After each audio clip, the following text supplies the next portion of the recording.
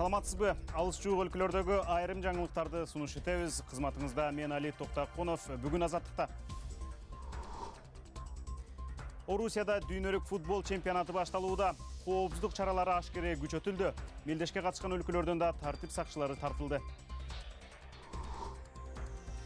Түркияда окуп жүргөн түркмөнстандык студент мекенине келери менен узак жылга камалды. Бийлик камоонун чоо жайын айтпай жатат.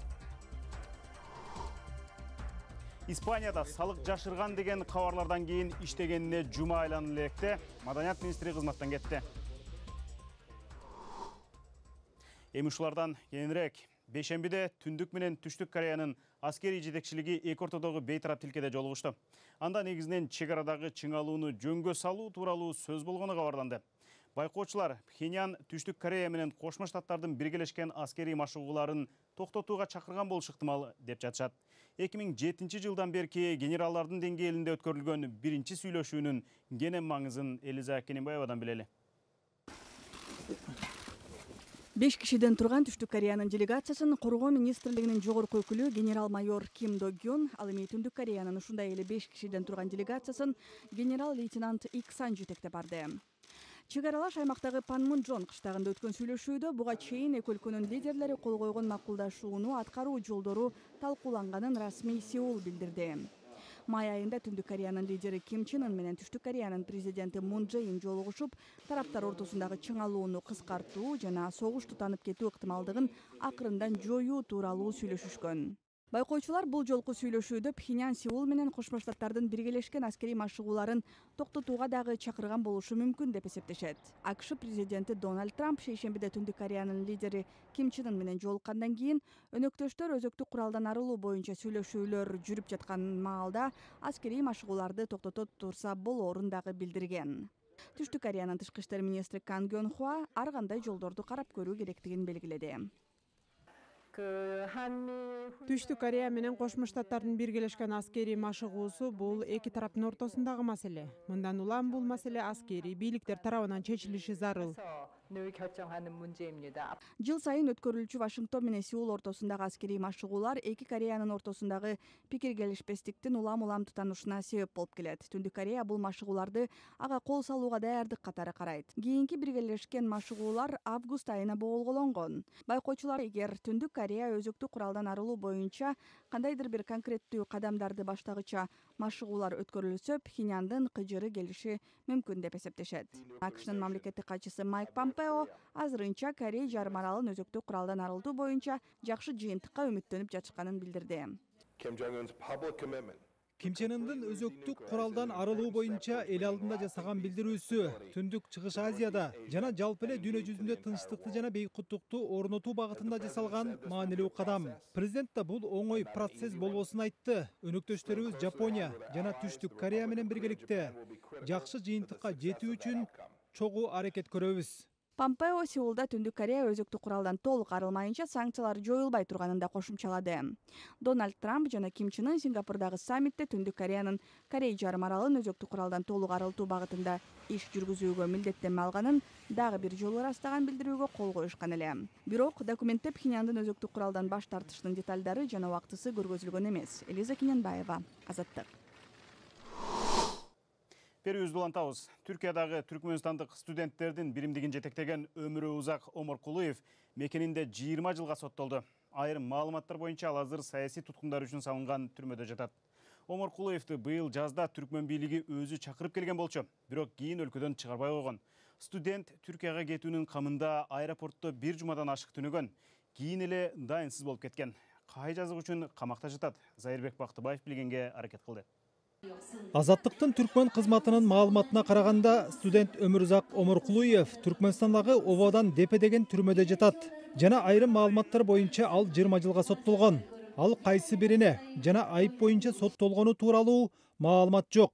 Өмүрзак Омуркулуев Түркиянын Коркут Ата атындагы Осмон университетинин инженерлик факультетинде 2-чи курста окуп жаткан жана Түркиядагы түркмөнстандык студенттердин биримдиги уюмун түзгөн. Анын уюмуна кызыгуусун билдирген түркмөн бийлиги, атап айтканда Түркиядагы элчилик жана борбордук шайлоо комиссиясы быйыл февралда өздөрү Өмүрзак Омуркулуевке учак билетин сатып берип, Түркмөнстанга алып келген. Они пригласили его в Туркменистан. Ал марттагы парламенттик шайлоо өнөктүгүнүн алдында Борбордук шайлоо комиссиясынын расмий чакыруусу менен келген. Ага түркмөн жаштарынын активдүү өкүлү катары парламентте сөз сүйлөйсүң деп айтышкан. Бирок азыр билинип жаткандай, Борбордук шайлоо комиссиясы да, элчилик да жаш, таланттуу, акылдуу жана кызыктуу жигитти азгыруу операциясынын түздөн-түз катышуучусу болушкан. И непосредственными участниками этой операции по заманиванию. Өмүрзак Оморкулуев Түркмөнстанда шайлоого байланыштуу 1-2 иш-чарага катышкандан кийин эле кайра Түркияга кетүүгө камынат. Бирок аба бекетинен ага өлкөдөн чыгууга тыюу салынганын эскертишет. Ошондон кийин студент Түркияга кетүүнүн жолун издеп, аэропортто 22 февралдан 1 мартка чейин түнөгөн.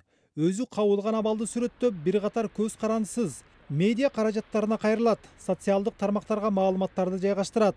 Ошентип ал март айынын ортосунан тарта байланышка чыкпай калган. Мы получили эту информацию. Өмүрзакты жакындан билгендердин айтымында, ал Түркмөнстандан учуп кете албай жатканда бир катар көз карандысыз медиа каражаттарына кайрылган. Кийин аны улуттук коопсуздук комитети кармап, 20 жылга абакка кескен. Ал бизге жиберген акыркы маегинде, башкача айтканда, үн аркылуу жиберген билдирүүсүндө өз коопсуздугу үчүн чочулап жатканын айткан. Ошондой эле аны көз карандысыз медиа каражаттарынан жана башка уюмдардан жардам сураганы үчүн камап салабыз деп коркутуп жатышканын да билдирген.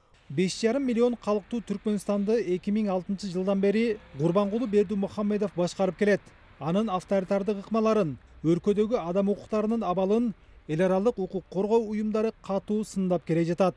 Зайырбек Бактыбаев, Азаттык, Прага.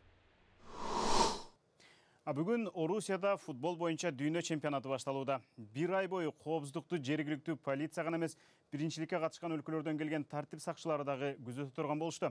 Ачылыш оюндун алдындагы кырдаалга Айнура Жекше кызы көз салат.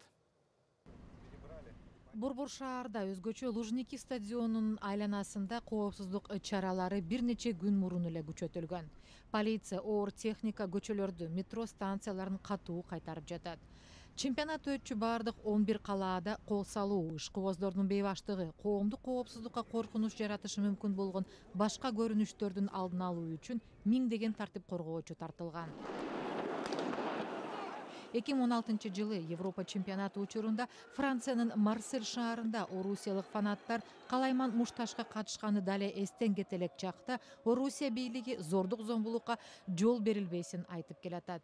Саясий пикир келишпестиктерге карабай, турнирге катышып жаткан бардык 32 өлкө Орусияга жардам берүү үчүн өз полициячыларын жөнөткөн. 12 июнда Москванын четиндеги ички иштер министрлигинин машыктыруу жайында кызматташуу борбору ачылды. Анда ошол чет өлкөлүк тартип коргоочулар жайгашып, орусиялык кесиптештери менен өз ишин координациялап турушмакчы. Көптөгөн өлкөлөр ортосунда маалымат алмашып туруу буга чейин эле жолго коюлган жана кара тизмеге кирген адамдарга матчтарга барууга уруксаат берилбейт. Жалпысынан дүйнө чемпионаты достук маанайда өтөт. Кандайдыр бир мушташ кагылышуулар болбойт деп ойлойм. Адатта дүйнө биринчилигинде атмосфера башкача болот. Билет сатып алып стадионго барам дегендер алдын ала атайын каттоодон өтүп, аларга көрмандардын картасы берилет. Ансыз матчты барып көрүүгө эч ким кое берилбейт. Ошол эле маалда айрым маалыматтарга караганда, буга чейинки тартип бузуулар үчүн кара тизмеге түшүп калган фанаттар чемпионаттын оюндарына катышуу документтерин алган учурлар да жок эмес. Кара тизмеде ушул тапта 400 киши бар. Айнура Жекше кызынын баяны болду. 4 жыл күттүргөн футбол майрамы тынч өтөрүнө тилектешпиз. Футбол боюнча алдыда дагы бир кызык жаңылыгыбыз бар. Ага чейин башка дагы жаңылыктардан айтып берейин. Индонезияда шаршембиде паром чөккөндөн кийин дайынсыз кеткендерди издөө уланууда. Ушул кезге чейин кырсыкта кеминде 15 жүргүнчүнүн абыт болгону кабарланды. 22 адамды аман-эсен куткарып алышты. Аралдар топтомунан турган бул өлкөдө паром негизги транспорт каражаттарынын бири. Кырсыктагандар орозо айтты майрамдамакка үйлөрүнө келаткандар экени кабарланды. Грузия парламентиндеги көпчүлүк коалиция бүгүн өкмөт башчылыкка талапкерди талкуулайт. Буга чейинки премьер-министр Георгий Курикашвили 13 июнда кызматтан кеткенин жарыялаган. Ага Грузин кыялы башкаруучу партиясынын лидери Бидзина Иванишвили менен тил табыша албай калганы себеп экенин айткан. Өкмөттүн отставкасы майдын аягында башталган митингдер токтобой жаткан учурга туш келди. Миңдеген адамдар Тбилисиде эки өспүрүмдүн өлүмү акыйкат иликтенишин, аны камсыздай албаган өкмөт башчынын жана айрым министрлердин кызматтан кетишин талап кылып жатышкан. Улуттар уюмунун башкы ассамблеясы Палестинанын жайкын тургундарына каршы ашыкча күч колдонду деп Израилди айыптаган резолюция кабыл алды. Ошол эле документте Газа сектору үчүн эл аралык коргоо механизмин түзүү чакырыгы камтылды. Араб мамлекеттери сунуш кылган резолюцияны Улуттар уюмундагы 193 өлкөнүн 120сы колдоду, 8и каршы, 45и ара саат добуш берди. Башкы ассамблеядан мурда Израилдин Газадагы аракеттерин айыптаган резолюцияны Коопсуздук кеңешине сунушталган болчу, андага АКШ вето койгон эле. Быйыл 30 марттан бери Газа секторунун Израиль менен чегарасындагы нааразылык акцияларынын жана кагылыштардын убагында 120дан ашуун палестиндин өмүрү кыйылган.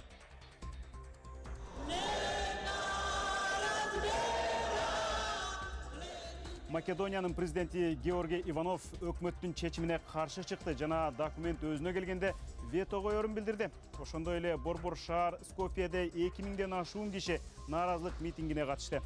Президент жана көчөгө чыккандар өлкөнүн аталышын Түндүк Македонияда өзгөртүүгө каршы 27 жыл талашып келип, шаршембиде Грек жана Македон өкмөт башчылары ушундай мунасага жетишкен болчу.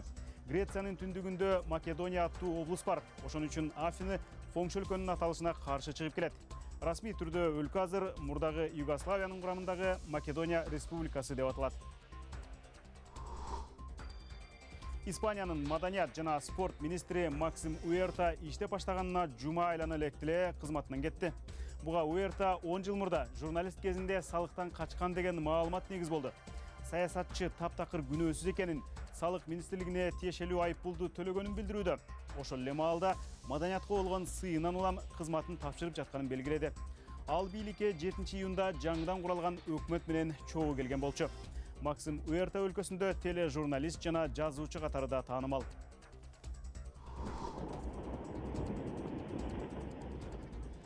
Антарктикада муздун эриши тездеди.